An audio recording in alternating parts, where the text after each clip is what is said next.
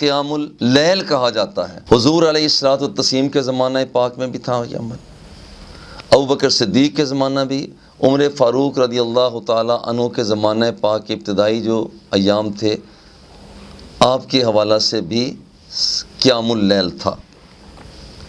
حضور علیہ الصلوۃ والتسلیم کے زمانہ پاک میں کچھ یوں تھا کہ وہاں پر رات کا وقت ہوتا، حضور علیہ الصلوۃ والتسلیم ایک رات باہر تشریف لائے، کچھ لوگ شامل ہوئے، دوسری رات پھر تشریف لائے، کچھ اور شامل ہو گئے، تیسری رات چونکہ یہ صبح کے وقت لوگ جب یہ کہتے کہ ہم نے حضور علیہ الصلوۃ والتسلیم کے ساتھ رات عبادت کی ہے تو لوگوں کے اندر جذبہ بڑھ جاتا، کیوں نہ ہم بھی شامل ہوں، ایک رات، دو رات، تین رات، او ہو، چوتھی رات تو اتنا رش ہو گیا کہ مسجد نبوی شریف جو تھی مولانا وہ بندوں سے اٹی پڑی تھی اور لوگ وہاں پر منتظر تھے۔ یہ سارے کا سارا نظارہ حضور پاک بھی دیکھ رہے تھے، مگر آپ چوتھی رات باہر تشریف ہی نہیں لائے۔ صبح فجر کی نماز پڑھائی تو حضور علیہ الصلوۃ والتسلیم نے فرمایا مجھے تمہارے شوق کا احساس ہو گیا تھا مگر میں بذات خود آیا ہی نہیں، اس اندیشہ کے پیش نظر کہ یہ نماز تمہارے اوپر لازم ہو جائے اور تم پھر اسے ادا بھی نہ کر سکو، اس لیے یہاں پر میں رات آیا ہی نہیں۔ یہ چوتھی رات تھی، چوتھی رات حضور علیہ الصلوۃ والتسلیم جلوہ فگن نہ ہوئے۔ اور اسی طرح سے جیسے ایک مسواک کا معاملہ ہے، حضور علیہ الصلوۃ والتسلیم نے ارشاد فرمایا کہ یہ مسواک بہترین عمل ہے، لولا ان اشق علی امتی لامرتہم بالسواک عند کل صلاۃ یا عند کل وضو، دونوں طرح سے ہیں، تو پھر میں نے حکم دے دیتا۔ اس کا مطلب کہ حکم سرکار نے نہیں فرمایا، اور اگر حضور علیہ الصلوۃ والتسلیم مسواک کا حکم عطا فرما دیتے تو مسواک بھی لازم ہو جاتا۔ یہ ایک مرتبہ رات کے گئے، سب لوگ سو گئے، عشاء کی نماز حضور علیہ الصلوۃ والتسلیم نے عطا فرمائی تو فرمایا کہ دیکھو اس وقت صرف تم ہی جاگ رہے ہو، کوئی اور نہیں جاگ رہا، اور اگر تمہاری مشقت کا احساس نہ ہوتا تو میں اسی وقت میں ہی عشاء کی نماز پڑھنے کا تمہیں حکم دیتا، مگر مشقت کا اندیشہ ہے، جس کا مطلب ہے کہ حضور علیہ الصلوۃ والتسلیم کا تشریعی شریعت سازی کا مقام یہاں تک ہے، اگر آپ فرما دیں تو وہی ہو جاتا ہے۔ اور یہ بابا جی قبلہ ایک شعر پڑھا کرتے تھے رحمۃ اللہ تعالیٰ نے، منہ سے نکلی جو بات وہ ہو کے رہی، دن کو کہہ دیا شب تو رات ہو کے رہی۔ جیسے حضور علیہ الصلوۃ والتسلیم کی چاہت وہاں ہو جاتی، قد نری تقلب وجہک فی السماء فلنولینک قبلۃ ترضاھا، حضور کی چاہت ہوئی کہ میرا قبلہ بیت المقدس سے بیت اللہ شریف ہو جائے، رب ذوالجلال نے ویسے ہی کر دیا۔ اور پھر ایک اور بابا جی یہاں پر شعر پڑھا کرتے، محبوباں دی مرضی تے قبلے بدلائے جاندے ہیں، تو یہ حضور کی مرضی ہوئی تو قبلہ بھی رب ذوالجلال نے تبدیل فرما دیا۔ اچھا، اب یہاں پر لوگوں کا سٹائل کچھ یوں تھا، مختلف گروہوں میں تقسیم ہوتے، از خود پڑھ رہے ہوتے یا کسی کو امام بنا دیا جاتا، ان کے پیچھے اقتداء میں پڑھ رہے ہوتے، متفرق ٹولیوں میں موجود ہوتے۔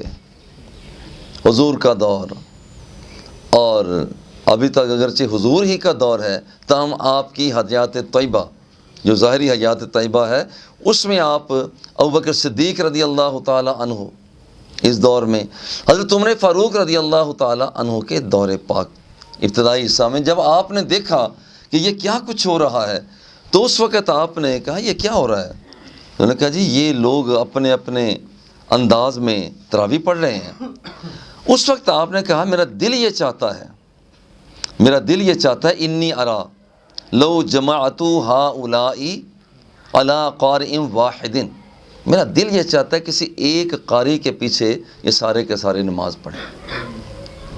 اس سے پہلے ایک قاری کے پیچھے وہاں پر نماز پڑھنے والے نہیں تھے، چنانچہ ایسا ہی ہوا کہ وہاں پر حضور علیہ الصلوۃ والتسلیم نے سب کو ایک ہی قاری ابی بن کعب کے پیچھے جمع کر دیا کہ اس کے پیچھے نماز پڑھو، اور وہ قاری بڑے بہترین تھے،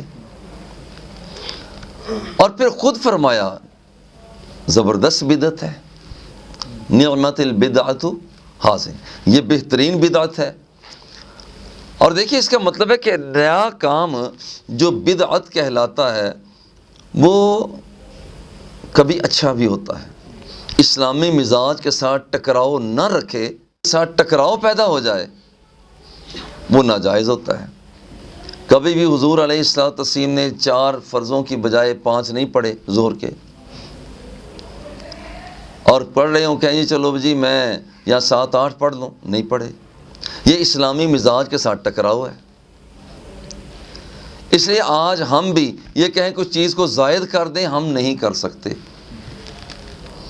ہم کہتے ہیں جناب کہ یہاں پر اسے کم کر دیا جائے، نہیں، حضور علیہ الصلوۃ والتسلیم کا مسلسل عمل یہی رہا ہے، ہم اسے کم نہیں کر سکتے ہیں۔ اب یہاں پر یہی وجہ ہے کہ کچھ بدعات واجبہ ہوتی ہیں، کچھ مستحب ہیں، کچھ مباح ہیں، کچھ مکروہ تنزیہی ہیں، کچھ مکروہ تحریمی ہیں۔ اور سادہ سا فارمولہ یہ ہے کہ جس وقت اسلامی مزاج کے ساتھ کوئی چیز ٹکراؤ کھاتی ہے تو وہ مکروہ تحریمی ہے، اور جب ٹکراؤ نہ کھائے، اسلام کے مزاج کے مطابق ہو، اب وہاں پر وہ مباح ہوتا ہے، یا واجب قرار پائے گا یا مستحب قرار پائے گا۔ صحیح مسلم کے اندر باقاعدہ ایصال ثواب کا باقاعدہ ایک باب ہے۔ حضور میری اماں فوت ہو گئی ہیں، کیا کروں؟ ایک باغ ہے ان کے نام کر دوں؟ فرمایا کہ ٹھیک ہے، انہیں ثواب دستیاب ہوگا۔ کنواں ایصال کر دوں؟ کنویں کا ثواب ہوگا۔ جس کا مطلب ہے کہ نفس ایصال ثواب پایا جاتا ہے۔ اب یہاں پر اس ایصال ثواب، اس کا مطلب کہ اسلام کے مزاج میں ہے ایصال ثواب، اس کے مزاج میں ہے۔ اب اگر کوئی ایصال ثواب کا طریقہ یوں کر لیتا ہے، جیسے ہمارے ہاں متعین نہ کرے کہ لازمی یہ فرض واجب ہے کہ تیسرے دن، 5ویں 7ویں دن یا 1.25 مہینے کا لازمی کرنا ہے، ورنہ ہمارا قبلہ ٹیڑھا ہو جائے گا۔ نہ، یہ نہیں، اس سے ہٹ کر جب بھی ایصال ثواب کیا جائے تو اس کی اصل پائی جا رہی ہے۔ 4 رکعت پڑھنے کی بجائے ظہر کی 5 رکعت پڑھ جائیں، اس کی اصل نہیں پائی جاتی۔ لہذا یہاں پر اب دیکھیے، جیسے آج کل ہم پڑھ رہے ہیں، کیا اسی طرح سے وہ اصحاب پڑھا کرتے تھے؟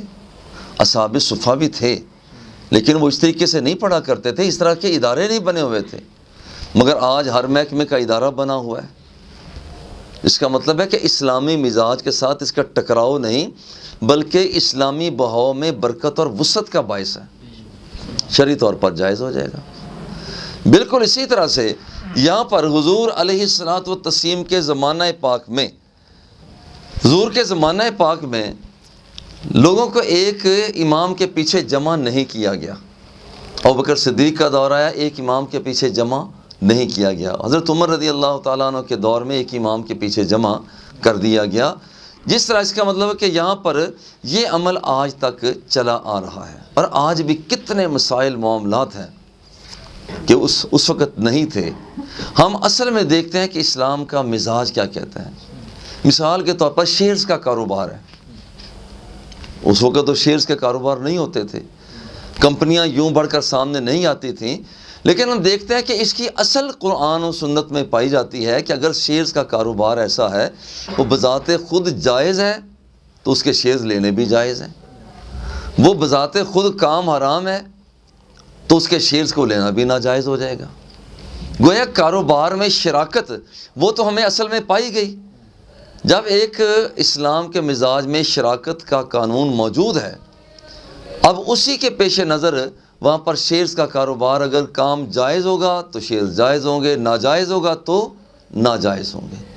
اس کا مطلب ہے کہ یہاں پر لوگوں کے اندر ایسے کام جو نئے صورتیں پیدا ہو رہی ہیں جو پہلے نہیں تھیں، افشائے اسلام، پہلے یہی ہمارا طریقہ ہوتا تھا، پہلے بھی اور آج بھی یہی ہے، لیکن ساتھ ساتھ اس کی کمپیوٹر نے بڑی جگہ لے لی ہے۔